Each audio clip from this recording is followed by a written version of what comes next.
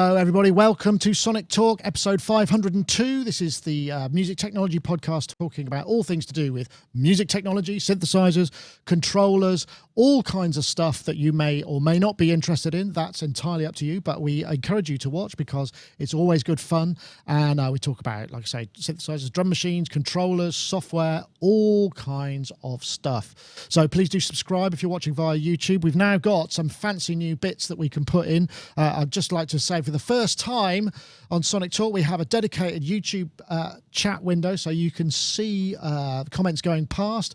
We've also got a fancy new IRC chat window with the address on both of those, so there's no excuse either one of those places, but I guess if you're watching this you're probably in either one of those places, so that might be a little bit pointless. Also want to say thank you very much to iZotope for providing the prize for this week's competition, which is a copy of RX6, which is the sort of de facto industry standard for audio restoration, fixing all kinds of issues with all kinds of stuff. So let's get on to our guests. We'll start over here with Mr. Ben Wilson, aka DivKid or DivKid Video on YouTube. Makes lots of, as you can see, he's deep in modular. And Ben, of course, has been this weekend. You actually had the Modular Meet Leeds, right? Yeah, really good event. Performances from Scanner, Devox, VCO ADSR, Chris Carter of Throbbing Gristle, and Rob Hordick over from the Netherlands with his 5U system. Presentations, the new Gristleizer stuff. Yeah, really big event. I'm still on kind of come down. Yeah, that was good. And also, when we went last year, I remember we had some really good sort of meals out and just general much fun and hilarity amongst like-minded people. So I hope your hangover isn't too bad, Ben. And I guess we'll be seeing a bunch of videos up on DivKid Video on YouTube, right? Yeah, a week or so, and there'll be performances, all the presentations, free module challenge, which is the idea that you don't have to have this. You could just have 3 modules and create something comprehensive and sonically interesting. So yeah, lots of user stuff. Like I said, people like Chris Carter. No drinking. I was good all weekend. I mean, I'm flabbergasted, but well done for you. Well done for you. Anyway, thanks for joining us, Ben. Also, we've got Mr. Ty Unwin, who's joining us via the new video conferencing system that we're using, which I hope you can appreciate the largesse and the finesse of his video. You can see in the background you have Moog Voyager XL. And is that your nuage system to the side of you as well? Yeah, this thing. Yes. The one with that's right. Lights. Blinky lights. Yes. Blinky lights. The reason I bought it, I haven't got a clue what any of them do. But hey, it looks like nice at night. But you only got it for... Excellent. So I'm guessing you're busy as well, busy again, right? Yeah, I haven't really left the studio since last week, to be fair. You kind of think I'm joking, but no, it's just been full on. It will be for the next few weeks, but that's okay. It's fine. It's fine. By the way, I don't know if this makes any difference, but Rich is trying to call in. I don't know whether Rich can call in, but Rich has just been on No, we're not. We don't have Skype set up on this at the moment, so I can't get him in at the moment. No. I'm sorry about that, no Rich. problem. If you are watching, I didn't boot up the Skype machine because we're both on the same system here. Anyway, pleasure to have you all here. And once again, I want to say yes, thank you to all our YouTube chatties and also to the IRC chatties, the original, the OC, as it were. And we've also got what else have I got? I can press a few buttons, and we got some new fancy shots, and we've got this one as well, which means I can overlay a little social thing. Oh yeah, look, Korg Monopoly for Gadgets just been released as well, which is interesting, and perhaps we can talk about that at some point in the future, but perhaps not right now. So let's get on to our first topic. What do you think of this then, guys? This is the mPiano from Alpha Pianos.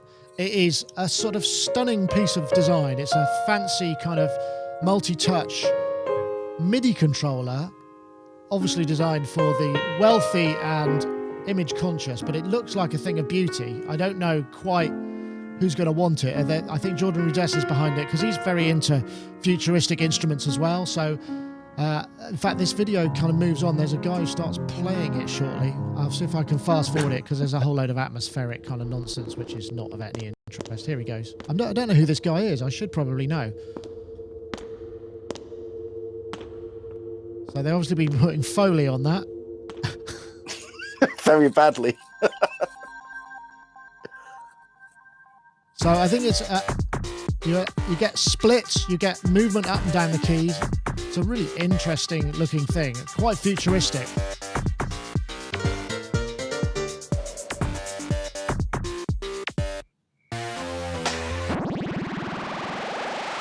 As you can see, positional control, wiggle control. I'm not going to play the whole thing because it's, it's just a demo. But this is the news of this new mPiano, which is on a Kickstarter at the moment. In fact, the Alpha Piano, the people, they've been making those really sort of fancy, futuristic digital pianos with this very authentic kind of Bossendorfer style action. I mean, it's not going to be for everybody. I didn't say.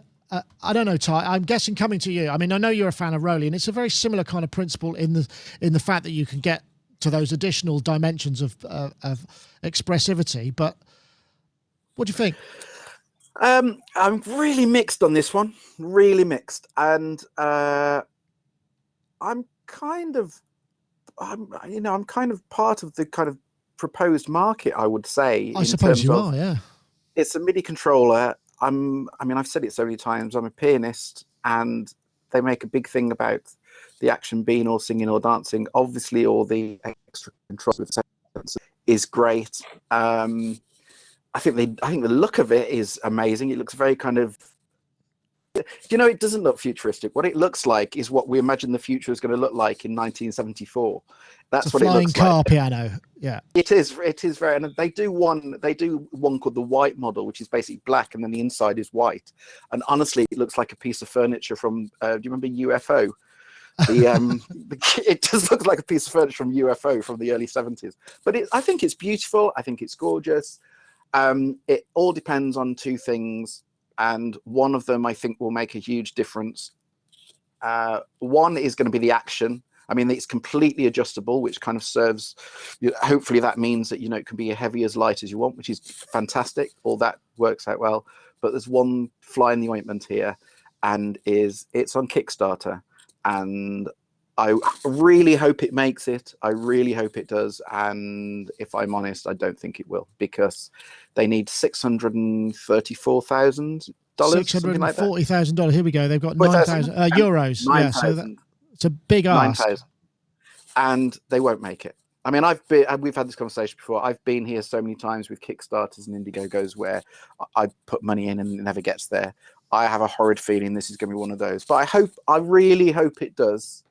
And if I'm honest about about the demo is awful. The video demo is awful. But to be fair, I went on the website. All of the videos of it are demos. 2 or 3 of them are them playing it with mallets. I'm not having you on. I don't give a monkeys whether you can play it with mallets. Show me what it can do for fingers. That's what most people are planning on using it for. And so in terms of a promotion of it, I think it's hopeless. The demo sounds awful. They don't show a lot of what it can do. But I really hope it's a great product underneath. And also the fact that I hate the fact you have to put an iPad in it. I just have a huge problem with things where it relies on an iPad to be able to function, and it's got a stand for an iPad. So in other words, the moment they change the design of the iPad, whatever the next generation are going to be, all of a sudden it won't fit in, all that kind of thing. But now I've just completely blown it. But I hope it's really good. I hope it's fantastic. No, I think it's one of those things that I think it's not going to be. I mean, in the same way the Seaboard Rise was £5,000 or $5,000 when it first came out, or the Seaboard Grand rather. What was it was? It was more than that. It was more than that. It was $10,000. It was $10,000. Wow. Okay. And this one, no, that's not true. It was 8,800, I think it was. So like it's a very similar priced kind of thing, and it's early adopter stuff. I think I've actually got. Yes, Wycross via the IRC says €8,000, and that's what they're asking for this thing. So I mean, let's we could sort of guffaw at the largesse of that, but ultimately, that's where the whole Roly thing started. So this may be a thing. I don't know, Ben. I'm guessing, I don't know if you're a pianist or whether this is the sort of thing that would appeal to you, because if you were really serious about your keyboard action, this might be something, and you had the money, it might well be something you'd be interested in, right? Potentially, yeah. I mean, I can play keys good enough to get through a wedding set not very well, to be honest. It's not my main instrument. That's pretty good. You know, I could get I through a love the few pop benchmark. tunes. So that's where I'm coming from right off the bat. You know, I can play chords and extended voices and enough to get my composition and things going, but guitar would be my main sort of pitched instrument, drums being my main instrument. I've no interest in the mallets coming from a drummer point of view. Things like the Rolly Rise, though, I think are fantastic. I had the 49 for a while on loan from someone, and really nice instrument. Very good for interacting with the modular stuff. The app was great. Hard to set up, though, I think. Yeah. There was a module from Expert Sleepers that nearly delivered all the promise of the Rise. It wasn't anything to do with Expert Sleepers, but if I could have got every single dimension of touch out and into the modular stuff, that would have been very exciting. As Ty said, putting an iPad in it really doesn't appeal. You know, we had all that from moving from the wider connectors down to the new one on all the Apple devices, and all the old iPad docks becoming obsolete overnight. I don't like that idea. I did show a few piano playing friends that do go out and play weddings and functions and some events where this would very much fit in. But the price, they said, "Oh, is this going to be a few grand?" And I was like, "It's about 8. Is it? It's about 8,000 euros." 8,000 euros, yeah. But to be fair, it's then traveling with it. Sorry, Ty, yeah. But the thing is, with this kind of thing, I mean, 8,000 euros sounds like a lot of money. It is a lot of money, but for the kind of, you know, as you said with the, you know, kind of the Rolly Seaboard, the first ones, to kind of get this kind of technology up and running, it's the same with everything. It is expensive, and if they really are using, you know, I mean, I read about his background, the guy that designed it, and he used to work for Bosendorfer and whatever. And if you're going to in the work at that kind of level, the kind of people that work within Bosendorfer, you know, 8,000 euros won't get you anything. You know, An octave, yeah, exactly. I mean, when you go into the realm of real pianos and real instruments, 8,000 euros is literally peanuts. And if you go and buy, you know, kind of a Bosendorfer piano, one of the good ones, you're talking well over 100 grand on these kind of things. So you need to kind of put it into. They're coming to it from that angle, aren't they? Yeah. Absolutely. And so, you know, I mean, if someone could prove to me that this was all it claimed to be, then I would genuinely be interested. But I don't know where I'd put it in the studio because it's a very specific design. But it, you know, I'm very fussy about my keyboard action, and I get through them, and I'm incredibly fussy about it. And if it is as good as they say it can be, and I'd love to be proved right, then fantastic. But my problem is they're not going to get many people that are just going to go and throw 8,000 euros at it without trying it, without experiencing it. And I still think, as we're saying, that, you know, kind of sticking an iPad in there is just a bad move. But well, and I think I agree. I mean, it's the sort of thing you're going to need to go to a piano showroom, which is where presumably a lot of where they sell their other products, which are likely to be. Interestingly, there was oh, that's not it. There was a it's comment. The iPad for me. It's the iPad. Sorry, Nick. What? It's a. I think it's a. Comparing. I know what you mean. Sorry.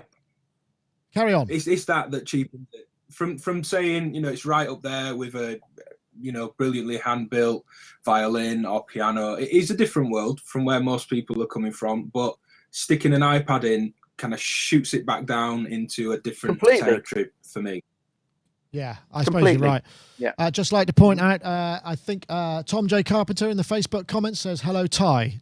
I'm just illustrating that I can put those things up on the screen. There's no other purpose for it whatsoever. But hello to our Facebook Live people as well. I can see your comments here sometime.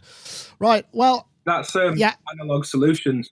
That is Mr. Analog Solutions. Can you turn around to him and just say, "Fine, Tom, where's my fuse box?" Yeah. Rest my case. Next subject. Next subject. All right, let's get on to something else. Right. So you can check it out on Kickstarter. It's obviously going to be, they've got 30 days to run, and they're not very far in there yet. They're looking for almost a factor of 8 to get to the goal, and it's an all or nothing type thing. So I'm guessing, you know, it must take, like you say, it takes a lot of investment. So what's our next topic? Yeah, next topic. Let's get on to this one then.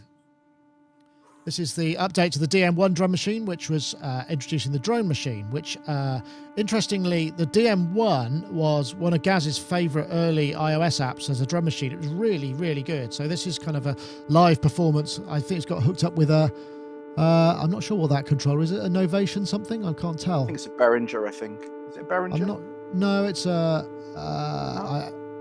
MIDI controller. It might be, and it is a Novation. You can see the logo up there. I forget what it's called. Yep. So this is obviously fading in various different aspects to it and tweaking various parameters.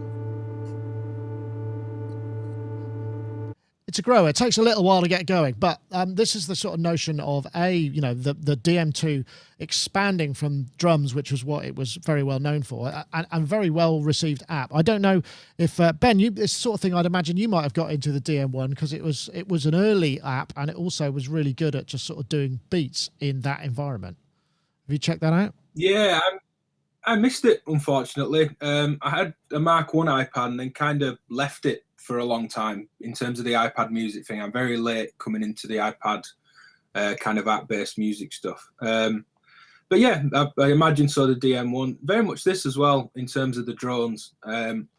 As people know, and we're hearing lots of it in films and sound design, it can be very evocative and a very good performance tool as well. I like the coupling with the controller as well for this. I don't know the original drum app. I've just been looking at this one. I would have liked to have seen a bit more of the app and not that kind of hue changing wash of colour for quite as long as it was. Well, I can show you a bit of the app here. This is what it looks like. And I think it's got the same functionality of DM1, but it adds the drone machine to it, which allows you to do those additional features. And I think the thing about this, I also like to point out that I think Brian Bell via Facebook said, yeah, it was the Launch Control XL. Thank you very much, Brian. That's a helpful interjection, which I didn't know, but there we go. I've just been talking absolute rubbish. I do know the DM1. I've just pulled up some images. Yeah, it made its way into quite a few sample packs, actually, that original app. Great for drum synthesis, lots of extra control beyond a lot of more traditional focused drum machines. So yeah, I'd very much welcome them doing a drone machine. Yeah, cool. Yeah, I was going to say you can see it here. It's only $4.99. It's pretty low cost. So that's pretty cool. I don't know. I know we talked about this last week a bit, Ty, didn't we? That it's not necessarily. But what you also mentioned you were getting a lower 8. Do you think? I mean, drones used to be this kind of real specialist sort of thing that only kind of hippies and psychedelic kind of people would get into. But now it's becoming much more of a mainstream constituent part to sort of music production. And I'm guessing you might have a word to say. Oh, lots of. You'd be amazed how many times in recent projects I've been doing where the comment from the director is, oh, can you just throw us a load of drones? And that's it. And I have to sit there and do a load of drones. And this is a kind of new thing. This isn't something that, kind of you'd get asked a few years ago. But now it's it's de rigueur. You kind of have to give them a load of drones. Some which do nothing, some which, kind of have lots of movement in. And I think, you can look at it from one of two ways. You can look at it from the lazy point of view and just go, well, it's an easy way of filling a couple of minutes, which, bearing in mind what I do on a day-to-day basis, sometimes can be true. But there's a real art to making a good drone. That sounds, it's like one of those, kind of the Delia Smith thing of how to make an egg. There's an art to boiling, not making an egg, to boiling Cooking. An egg, cooking an egg. Yeah, I don't know how you make an egg. Yeah, there's a real art to it, and it's true. And I've got loads as you say, I've just got the Lyra 8 on its way. And there's loads of stuff that I use that are specifically for just doing drones, actually including this DM2, which is really very good. It is very good.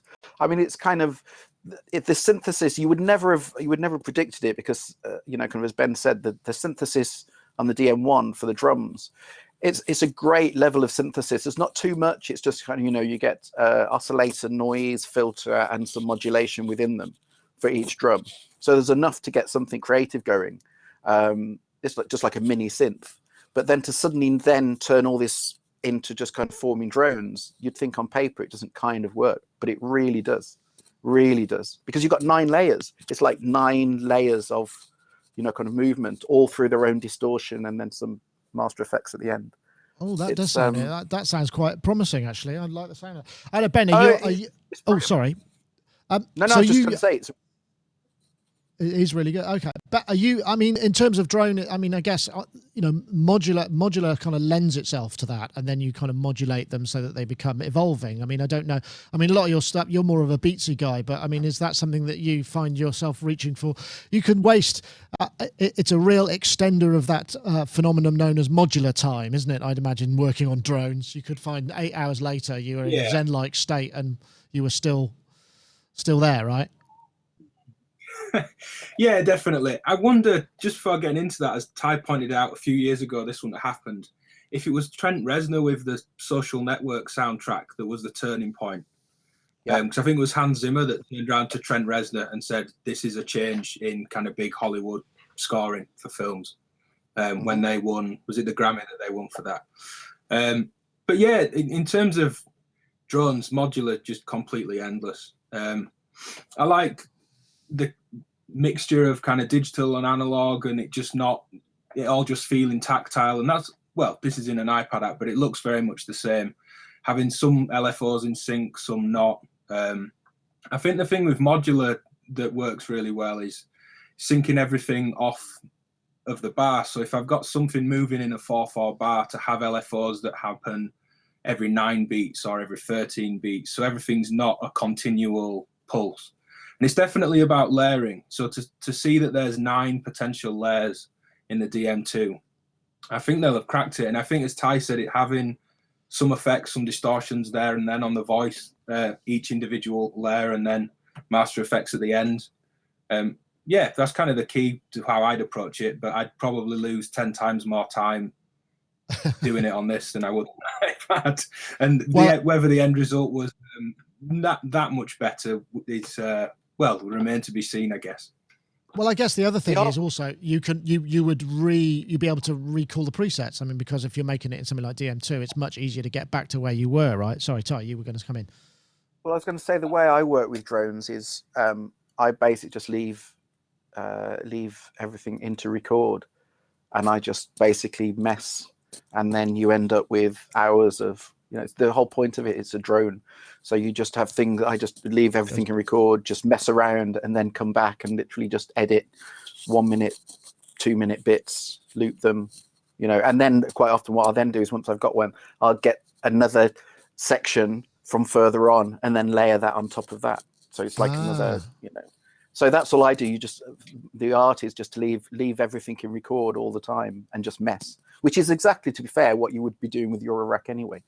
I suppose so.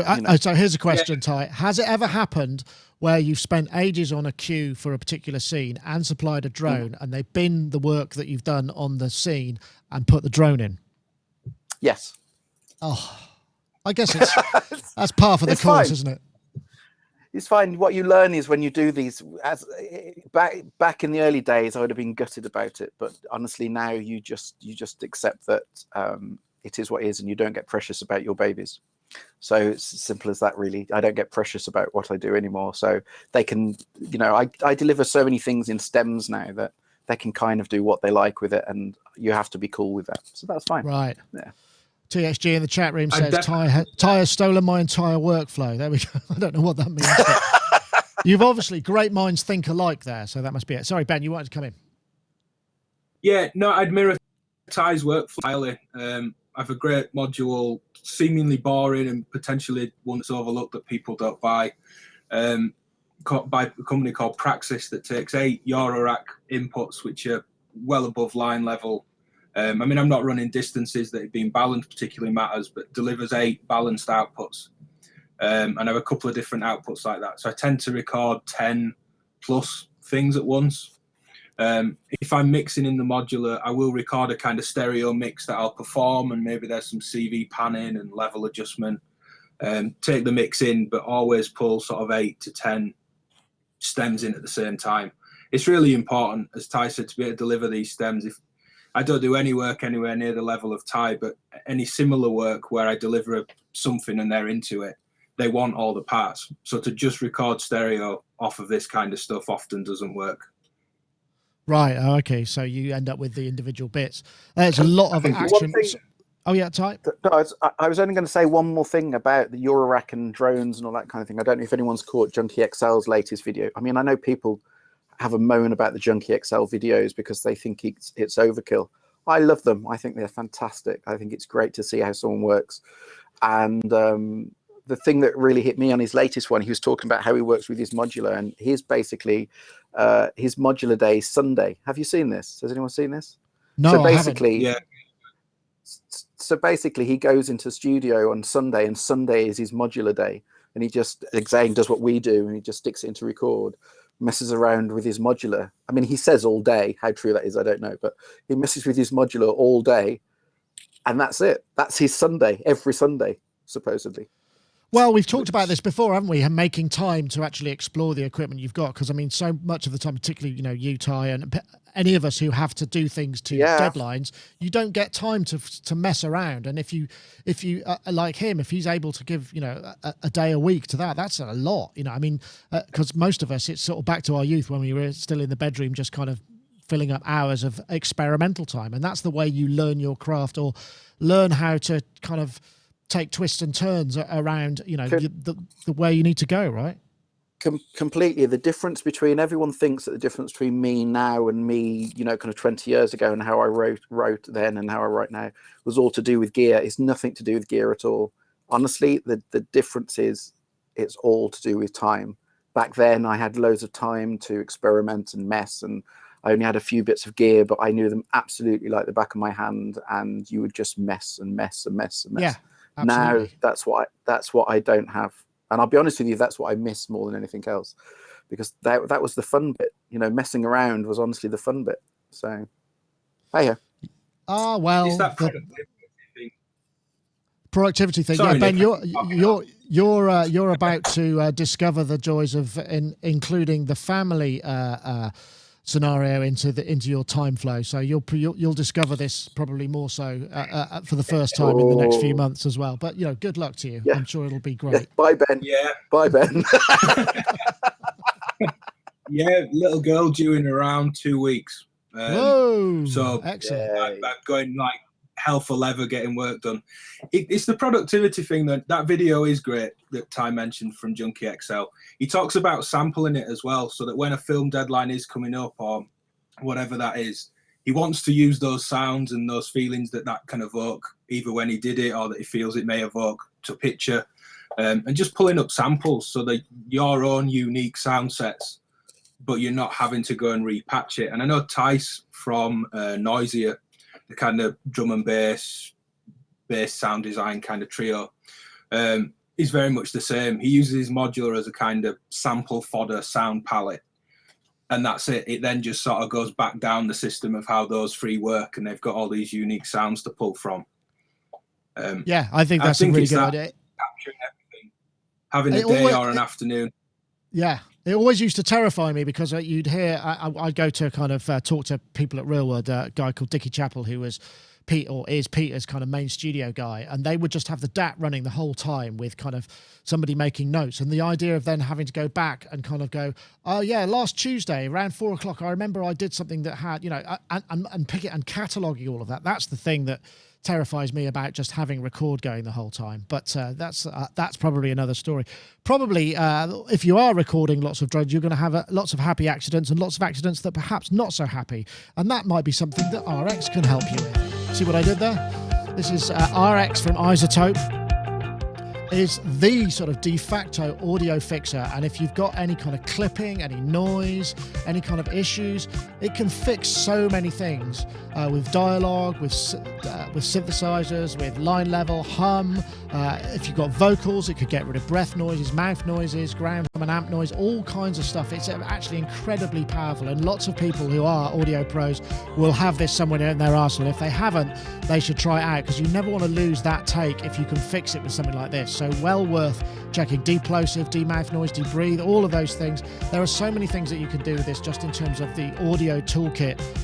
You can download it directly from iZotope, iZotope.com/RX6. The 10-day free demo, well worth checking out. And we like to say that we thank them for their sponsorship of the show, because they have provided this week's competition. In fact, the competition, last week we asked you to tweet the hashtag #TheAudioFixer and RX6, and we have a winner this week. This is I don't know if it's a guy or a gal. It's J Patton Photo on Twitter. So at J Patton Photo, Patton photo as in photo. You won RX6 this week. So if you want to get in touch, we will be able to let you hook you up with the iZotope folks, and they'll get you a full copy of RX6 standard to your inbox. And we've got another competition this week. In fact, what we're asking you, this is something you enter via Twitter. So what you want looking for is the hashtag #FixTheMix, all one word, #FixTheMix, and the hashtag RX6, and you mention at Sonicstate and at iZotope Inc. So if you're listening to audio, I'll repeat that. That's the hashtag #FixTheMix and the hashtag RX6 on Twitter, and mention at Sonicstate and at iZotope Inc. and you'll be entered into the competition. Once again, we thank iZotope for their sponsorship of the show with the competition prize. Very much appreciated indeed. And can I just say one thing about this? Only the fact that I know that we do get accused every now and again. I mean, I think a couple of weeks ago we got accused of, all this iZotope love, this RX love, and I just want to say that, just like Dave said a few weeks ago, this week my life would have been completely screwed if it wasn't for RX. RX saved my bacon huge time this week. I've been editing all these orchestra recordings for the Midge album, and there were all these, clicks and pops and noises in the background of full orchestra recordings over multiple mics, and it got rid of everything, literally everything, completely inaudible. You could not hear all the things that were going on. It was amazing, and RX really is the work of the devil. Yeah, that's the other point. Well, I appreciate the input, and also, it's good that we kind of support the product that sponsors the show as well, because if it was something we all hated, it would be very uncomfortable and awkward. So yeah, exactly. So we could be thankful for that. Let's get on to this. Now, this is something a bit different. This is the DigiTech Sdrum, which is an auto accompaniment pedal. This might be sort of a bit out of the ordinary, but what's really cool about this, if I fast forward it a bit, what you do is you strum a rhythm. So he's demonstrating here. This is the guy from Tone Report. So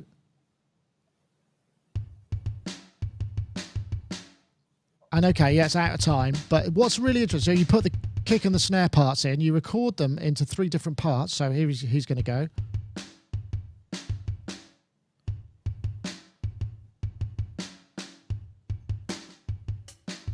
And then it automatically adds hi-hat and cymbal parts. And you can change the complexity of it all and sort of chain them together into sort of song structures. And it may sound like a bit of a cheesy idea, but I thought this was a bit of genius, because when you're wanting to get creative, the quickest way is with the instrument in your hand. I don't know. Is it just me, or is this actually pretty cool? Because I've done some other auto drummer stuff before, but this seems to be taking it up a level. I'm going to start with you, Ty, because I don't know if you do play guitar at all, but I think it's actually pretty cool, don't you? I play very badly. This is one of those things that when we should start a band. we all guitar, I'll do key. So we can fumble through and have a track. Yeah. Oh, I don't know where to go from that. No, it's fine. This is one of those things I will never. This product is of no interest really to me at all. But at the same time, when you put this in the list of things, kind of subjects to look at, I kind of started watching the video thinking, oh God, this is just a load of, and then I carried on watching it and I was thinking, wow. And I absolutely, I refuse to accept anybody that says that this isn't the work of a genius.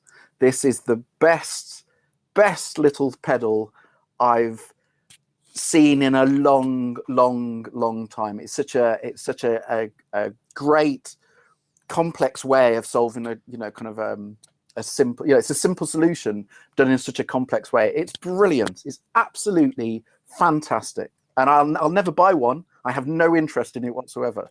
But I can understand why for guitarists or bass players, this is brilliant. But you've got to watch the video. I went online and looked at the website and watched all the other videos, not just this one. And you've got to watch them all to suddenly go, wow, that's fantastic. And it looks really complicated to use. You're thinking, oh, hang on a minute, I've got double press here. Once you get your head around it, 2 minutes into using it, you'd be there going, you'd know exactly what to do. Work of a genius. Absolutely brilliant. I cannot recommend it highly enough. But I'll never buy one. Well, the S-Drum, I think it's going to be about $200. What does it say it is actually? It's about 200 quid. And what's really neat about it, it's got a dry output and also the drums output, so you can set those separately. I was wondering about something like this. I mean, you said you play guitar a bit, Ben. I mean, because that's the thing when you're confronted with, oh, I just want to play.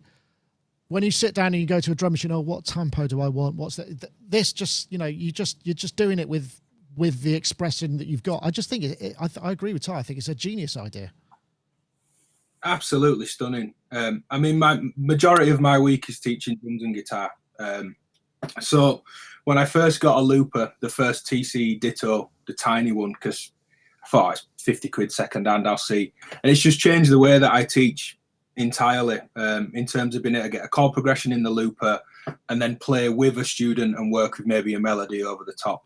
Now, to be able to actually go, let's put a rhythm in and get them to understand strumming in relationship to the drums, or even just put a beat in quickly without having to reach over for a laptop, I think it's absolutely stunning bit of kit. I'll be buying one for teaching. As Ty said, I've no use in here for it in terms of my own music, but absolutely stunning, genius bit of kit. And yeah, definitely watch the whole video for people that just see the start and think, oh, it's a bit gimmicky, it's maybe not for me. I think having the pads on the pedals fantastic as well. Oh yeah, because you could trigger them as well. Yeah. Yeah, the lower string is kind of the bass. The top strings is the snare. Dave Grohl from the Foo Fighters and obviously previously Nirvana says that he often plays guitar with that method of strumming.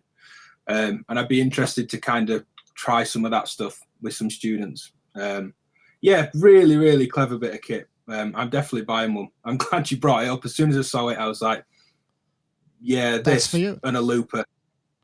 Well, fantastic. In fact, it's got the because the DigiTech loop. There's a DigiTech looper. I think the Jamman sync. It's got Jamman sync, so you can link it up with the Jamman, and everything will be in time. Which is so you start to think. I mean, it's just it seems like a really well thought out thing, and it's one of those, like you say, it's just a genius idea. I wonder, if you fed it synths, whether it would be of any use. Sorry, Ty.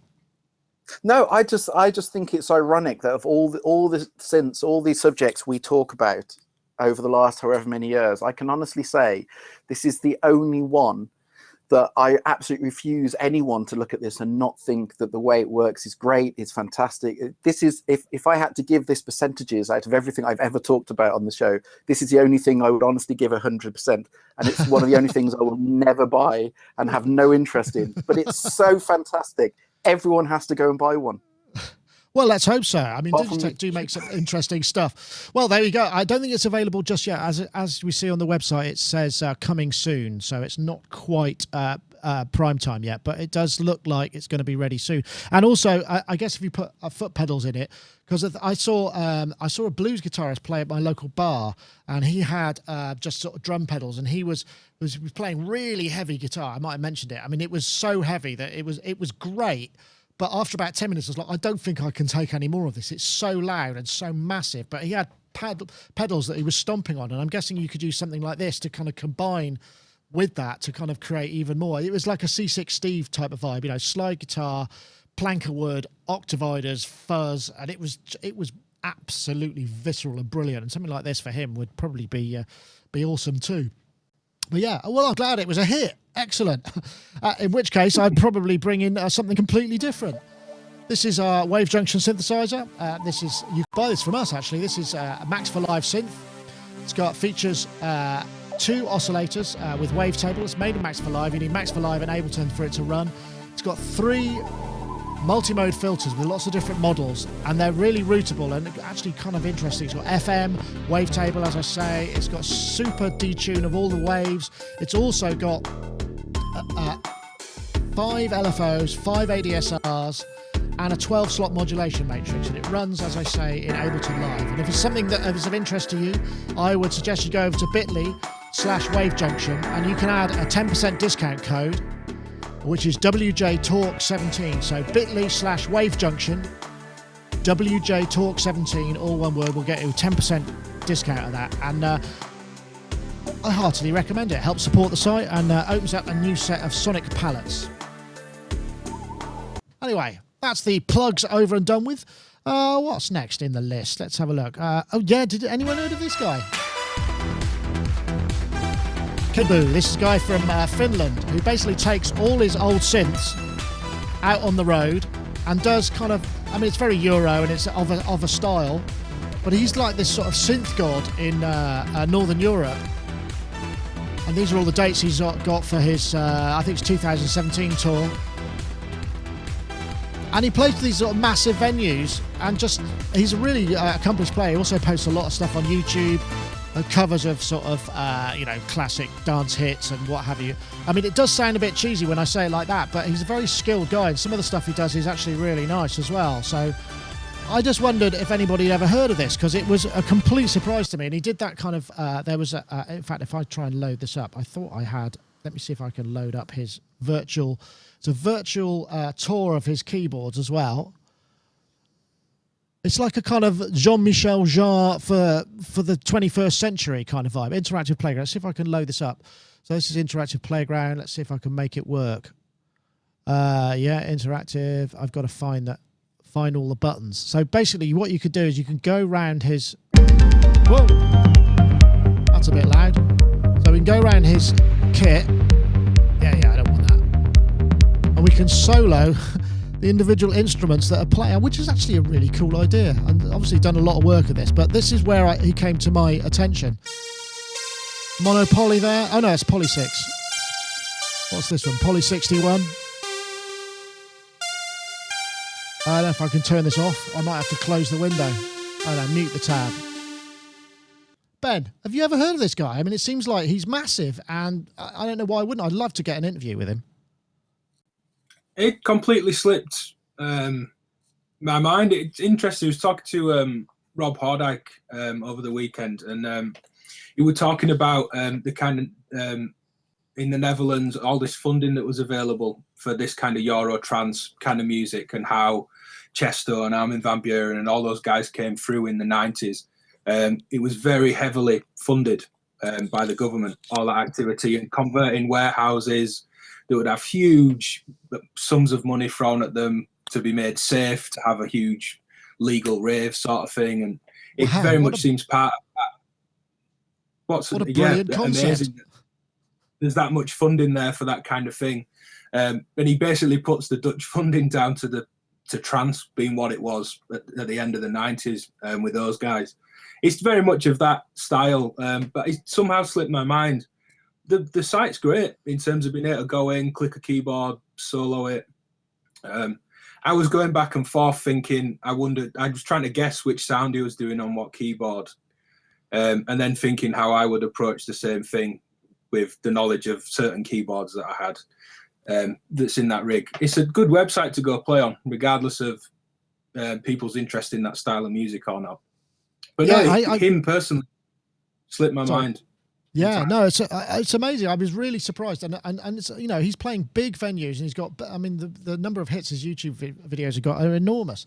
I know, Ty. I mean, I'm guessing it might not be your kind of favourite style of music, but I mean, it's what. No, I mean, I didn't know that there was that sort of level of Northern European funding for this stuff. I mean, what a brilliantly foresight thing to do. Let's have some of that here, eh? Isn't that fantastic? I mean, yeah, so many layers to this one for me. I mean, in terms of the website, I think the website is fantastic. I think the way that's done is really very clever. And as Ben said, everyone should go over and have a play with it because it is fun. It is really good fun. In terms of his ability, I think that kind of goes without saying. He does what he does, and that's great. I mean, in terms of the music, years ago, I would have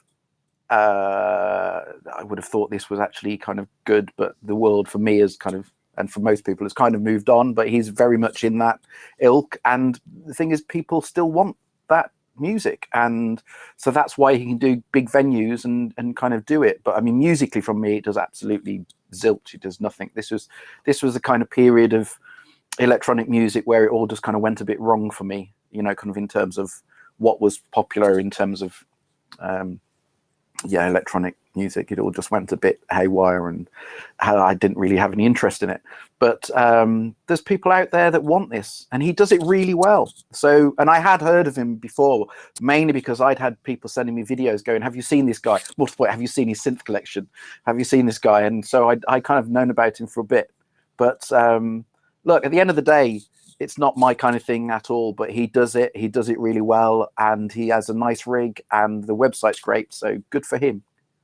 Yeah, I think the thing that I mean, there's two factors to this. One is, that something can be so massive because it's sort of, there are only a few, names that you can join the dots are that are known for sort of synth. You've got JMJ, you've got Vangelis, you've got Howard Jones, I guess, a bit, Nick Rhodes, but they're more arty. This sort of popular global electronic music stuff, there aren't that many of them, and this guy seems to be sort of going some way towards filling that gap because there isn't really anybody around at the moment. I mean, Jean-Michel Jarre obviously does massive tours, and but someone at this, I mean, I can't. And the other factor was, how the hell does he keep all of those things going when he's taking them out on the road? Exactly. That must be a nightmare.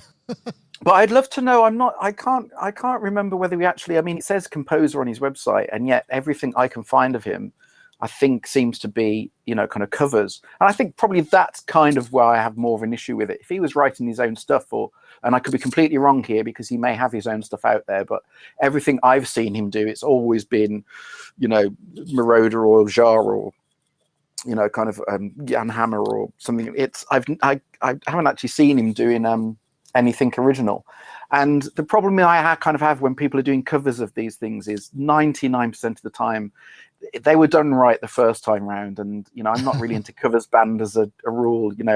Honestly, if I see a covers band, I just run the opposite direction. Or tribute, but even worse, tribute bands.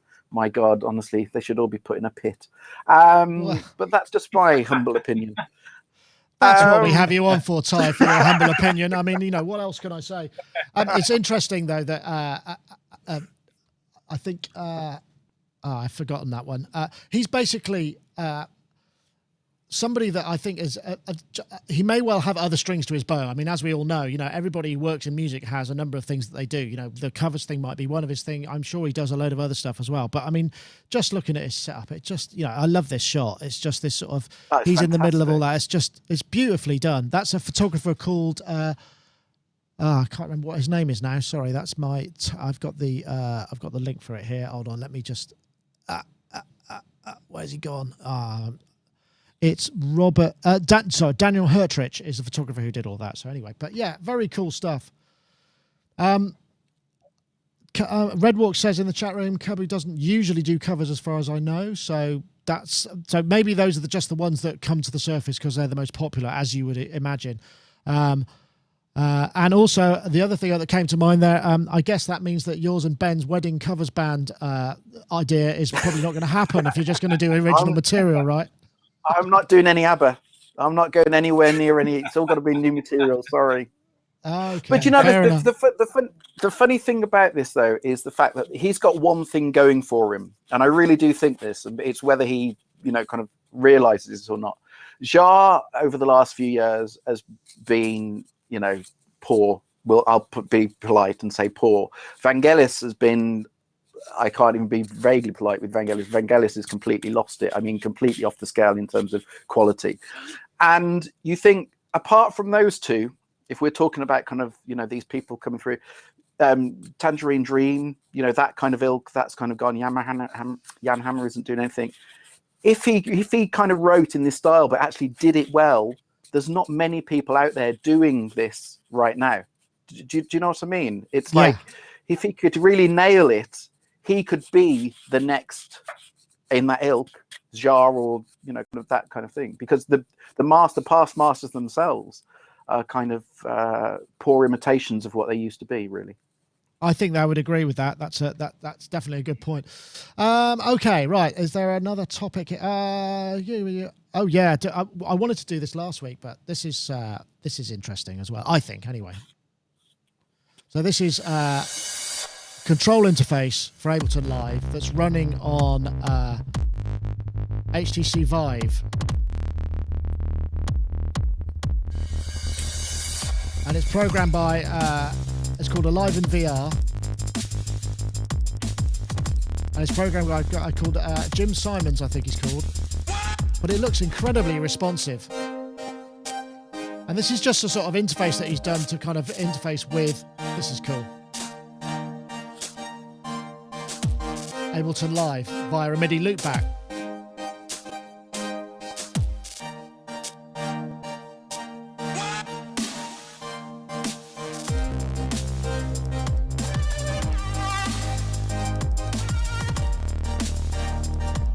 Oh, there's one bit I wanted to play. Here it comes.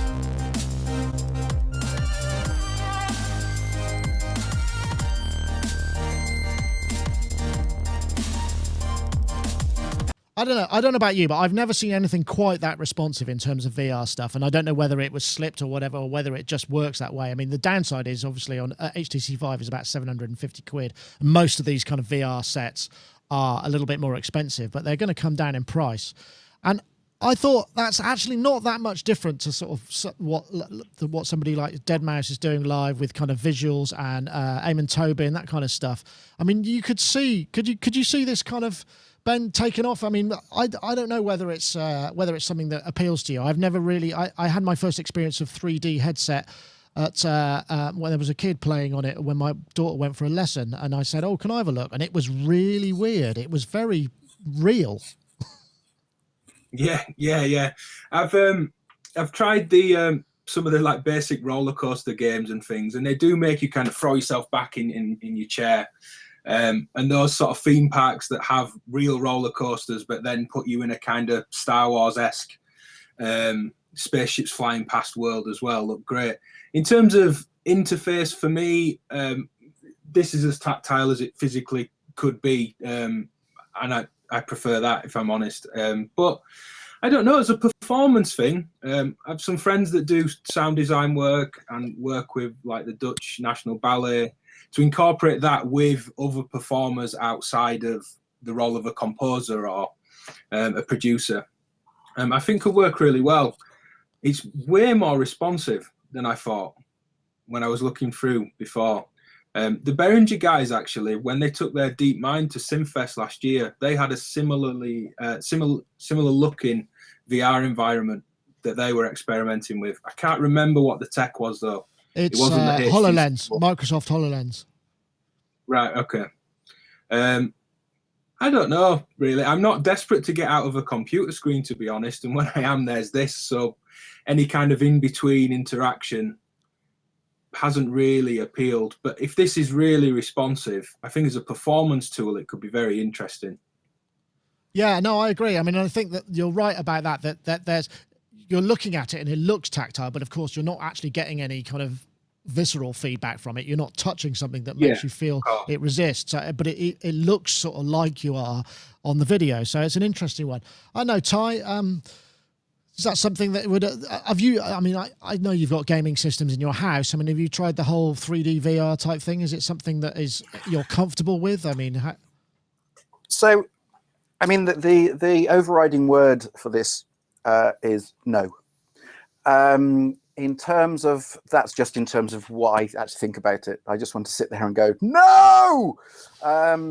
In terms of the VR side of things, so last Christmas, I decided that, because I've got a PS4, and I decided I'd get the whole VR, whatever the Sony VR headset thing is. and I got a whole load of games, and I got it all linked up, and it's great fun. I mean, it really is great fun, and it is incredibly realistic, and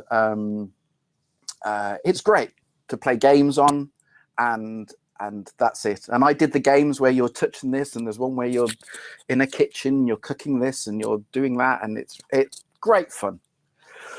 Somewhere along the line, someone's confused that with integrating this with music, and that's kind of where it goes wrong. And this is one of those things for me where the idea of it, at the end of the day, we're all, you know, kind of 10-year-old kids at heart. Let's be honest, we're all kids. Yeah. We all love the idea of this. The idea of it is fantastic and wonderful. And if someone had said, you know, kind of, you can do this, you'd go, wow, that'll be amazing. In the same way that everyone said you could do everything on a touchscreen, and everyone now does everything on a touchscreen, and so everyone now wants knobs.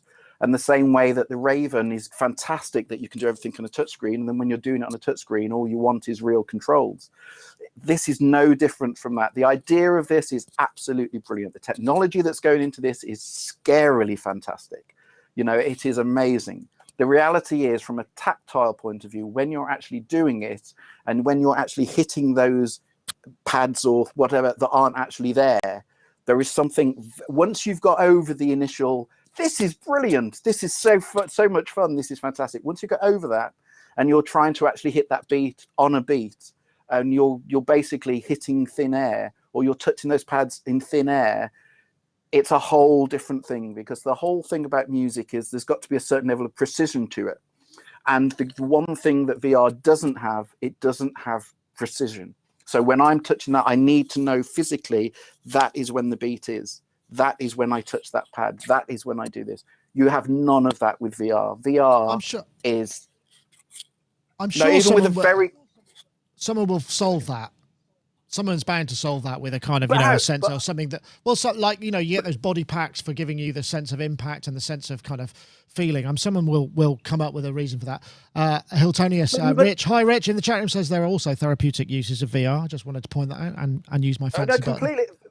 VR as a concept is absolutely, I think it's fantastic. I just don't see how it relates to when you're physically doing, kind of music on it. Or I don't understand how, if you do that to try and hit on a particular beat, it's impossible to actually get that sense of knowing exactly when that hits. When that is. And the only way you can do that is something physical.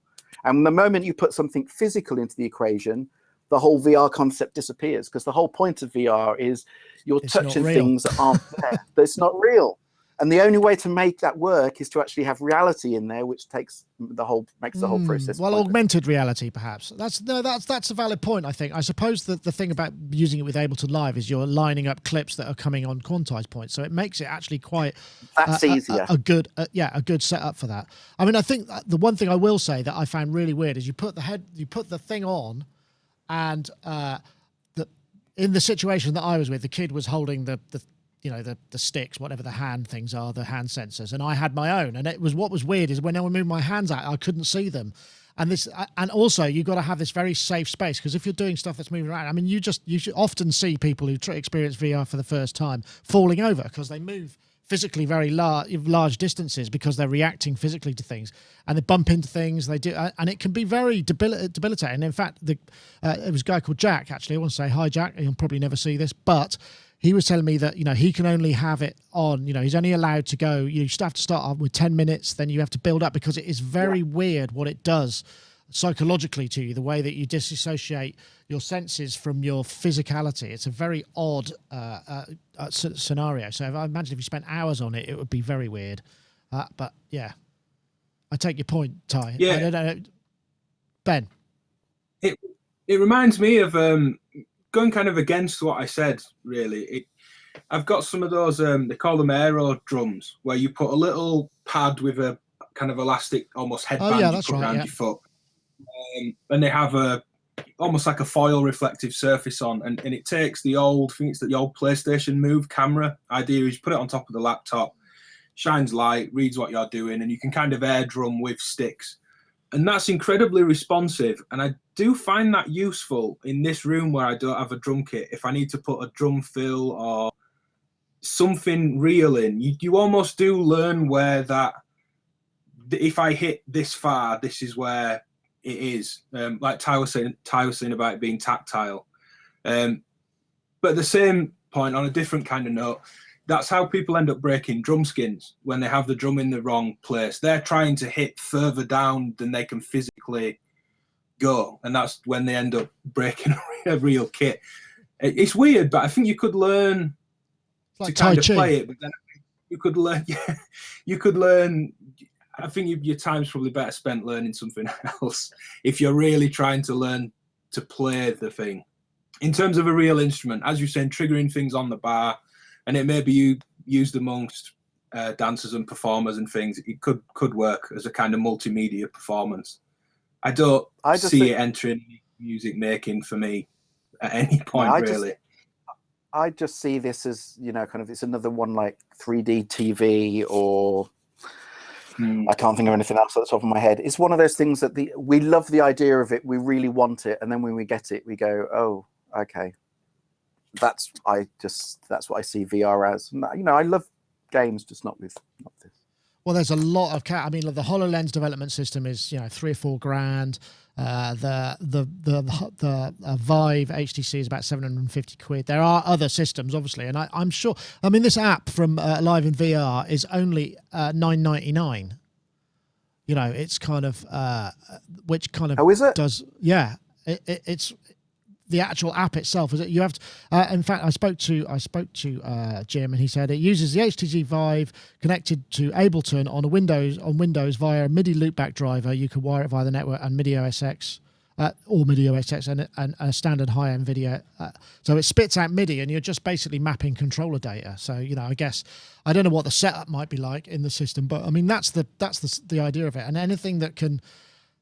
To make that work. I suppose the problem is if you think, I could use this for this particular sound that I'm after, and you've got to kind of switch it all on.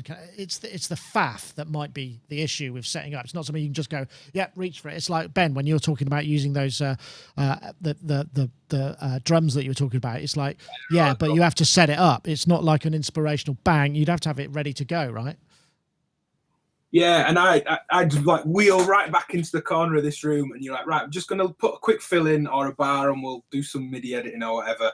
And this keyboard would be in the way. It wouldn't read me trying to play the hi-hat in terms of space, I've got V drums and toured with V drums for quite a while. I'm not against playing electronic drums or anything, but yeah, it was fidgety. It was sometimes really quick, but then the angle of a pain, to be honest. The room to leave it, great, but at that point you might as well put a proper set of V drums in. If you've got space to do that properly, you could put an electronic kit in. Yeah, that's a good point.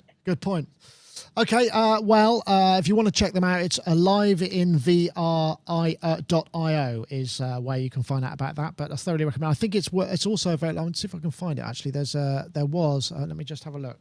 ALiveInVR.io, because I think it just came out for another something or other, which is it's also for HTC Vive and Oculus Rift. So it's for those two. I don't know what the price is in Oculus Rift. I'm guessing it's kind of pricey as well. There was one last thing. Have we got time for this, Ty? Because I know you wanted to talk about it, but I didn't want to. Go for it. Okay, so here's the last item. This is IK Multimedia's new Syntronik, which is, I guess, curated or put together by Eric Norlander, who is a kind of synthesis heavyweight. He was involved in the Andromeda. He was involved in various other things. I think he's done some work at Moog. He's a kind of consultant synth guy. And this is 17 classic instruments sampled, but also put through the kind of fancy business of the IK engine, which gives you access to multiple filter types and various kind of randomization engines to make it sort of more analog and less fixed. It's available now, as far as I recall. And I'm guessing, these are probably most of these, 38 iconic 17 instruments. Some of them are combined into instruments. It's like a massive 50 gig sound download. IK aren't they haven't done any sort of real high-end sample stuff for a while. I think the Mondo bass was probably the last one. That was modelled, wasn't it? So I know, Ty, you're a large library. Yeah, you're a librarian of software instruments. Is this something that is? I mean, you've also got the synths as well, but I'm imagining that sometimes it's easier to use a library than it is to fire it up and remember the patch and all of those things. In the work that you do, right? Yeah, completely. And I think the big difference is here is that. A lot of these collections of samples of vintage synths, and I've got quite a few of them, you always end up just going, yeah, they sound okay, they sound good, but they always sound like samples. They always sound like facsimiles of what they were in the first place. But the differences with this one, there's a few differences, but the bottom line is this one just sounds really good. This one sounds really good. And whether it sounds exactly like a Jupiter 8 or a CS80 or a Moog or whatever, all of those, you can leave all those arguments at the door, really. The bottom line is it sounds good. And between the whole package, you can normally get something that is close to what you want. And I think the main difference is here is that they've sampled all the individual waveforms from the original instruments. They've also then sample particular things like sync sweeps or kind of some of the FM qualities of oscillators. They've then sampled patches, and they've kind of combined all these things together in an engine which you then get a choice of 4 modeled filters. And so the filters are based on there's a Moog ladder filter, there's the Curtis filter from the Prophet 5 and OVXs, there's Juno, Roland chip, yeah, and the SEM filter. And so these are modeled, and so you could then start saying, okay, well, I'm going to use oscillators from kind of an Oberheim, and then I'm going to start using the filter from a Roland. I mean, the concept of it, the nearest thing I've got to it is basically the Arturia Origin, which essentially did exactly the same thing, which was you could take different elements from different instruments. But this is all just done in one kind of software package, and and then there's this drift technology where essentially what they've done is they've made it so the oscillators drift in a not just tuning way, but phasing and and it just works. There's lots of things going on under the hood, and it works. It has a very kind of analog feel to it. And I think the reason I'm really impressed with this as a library is the fact that it's not expensive, but it just sounds really good. And if you can't get what you want out of this library, if you want any kind of analog synthesis, then the problem is with you rather than with the tool. Interesting. Yeah, it's drift technology, it's called, which kind of changes the tone and the pitch, to greater or lesser degree. So you get that it introduces that analog vibe. I know, Ben, I'm guessing, you there, as I would assume with Ty, but Ty, for his work requires repeatability and quick stuff. I'm guessing in your sort of scenario, is this the sort of thing that you might reach for other work, for things that you might do in your music creation life? Yeah. I mean, I'm going to go and download the free trial after Ty saying it sounds so good. The first thing that made me laugh is the names. I love that we've got a harpy instead of an harp, and a Sam instead of a... It always makes me laugh when they kind of do that. We know what this stuff is from the graphics, but the recallability thing is massive. And any more minor kind of library stuff I've done or sample packs, being able to recall it, there's no way that you can afford, going back to drones, for example, if I take a case for drones, I don't want to leave that system offline until right at the end of the project when it's signed off, just in case they want to recall something. And it won't recall anyway, even when I turn it off and leave it and turn it back on. And then you're kind of stuck. I really like the drift feature. Any kind of modeling of old tolerances where not just... Because often oscillators have a kind of detune function and a slop or a humanize or something, but when parameters can do that as well, it does really come alive. And if this sounds great as well, yeah, I'm going to go give it a go. Okay, well, I mean, I think the thing with this is, I should also point out, I think it comes to, let me see, I've got the web page up here. If you're buying it from scratch, it's €299. You can get a USB drive because it's 50 gigs. And I think, as Brian pointed out in the YouTube chat room, you know, which I think has gone past, I'll just have a look. I can't see that. That it's essentially, you know, the same synth with lots of different skins, but you can get the free version, which it gives you like 50 presets and 38 effects. There's loads of additional effects, and then you can buy each individual set of synth samples, I guess, for about €59. So they're going for the in-app purchase. So it's commercially minded, but if, as you say, Ty, it just sounds good, then, you know, it could be one of those things that it is. I mean, you know, there's lots of libraries out there. There have been for years that have sampled, you know, kind of the old synths. But this one just does. I mean, they make a big thing saying it sounds better than most, and it does sound better than most. I mean, what people forget is they were one of the first to be sampling. Do you remember? I can't remember what it's called now. Do you remember they were sampling all the Moogs? Yeah. Well, they were doing they did the Mellotron, and then they did all the Moogs. They did most of the Moogs all through the history. They did a whole sample pack of all of those, which was really good actually. But this kind of takes it to a whole new level now. It just sounds good. That's the bottom line. Forget whether it sounds like the real thing, you know. Right. Well, fair enough. One last thing to mention from me on it anyway. I like the, as you scroll down the webpage, the addition of what almost looks like 500 series racks for distortion and EQ. And I mean, again, how close that orange distortion unit is to a Boss distortion pedal is kind of irrelevant. But if it hints at that type of distortion, that particular squaring and clipping, and I can put that in and swap a filter out, then fantastic. Absolutely. Interesting stuff. Okay, well, I think that probably brings us to pretty much the end of our topic. So we actually managed through all of them, which is a very uncommon task, uncommon reality. So before we go, just want to remind you about our Isotope competition. If you want to win a copy of Isotope's RX6, you tweet the hashtag FixTheMix and the hashtag RX6 to @Sonicstate and @Isotope Inc. That's FixTheMix and RX6 to @Sonicstate and @Isotope Inc. I want to say thank you very much for joining us. Thank you to everybody in the YouTube chat room. It's been a pleasure having you aboard for the first time.